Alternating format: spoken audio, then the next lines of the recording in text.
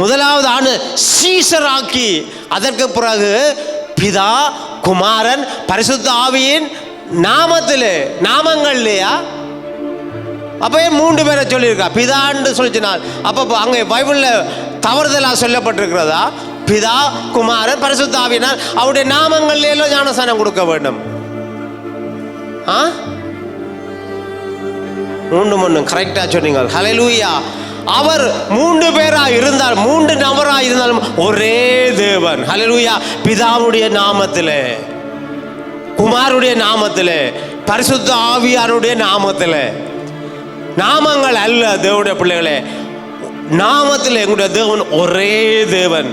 அநேகர் குழப்புறது ஜனங்களை இப்பொழுது குழப்பறாங்க. நீங்கள் ஆராதிக்கிறது 3 தேவன், உங்களுக்கு 3 கடவுள்கள் இருக்கிறார்கள், 3 தெய்வம். எங்களுக்கு 3 தேவன், ஒரே தேவன். ஹல்லேலூயா.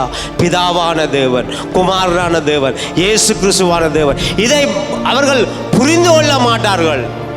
இப்போ எனக்கும் உங்களுக்கும் தெரியும், பரிசுத்த ஆவியானவரை பெற்றவர்களுக்கு தெரியும் பிதா குமாரன் யார். அவர்கள் யாரு?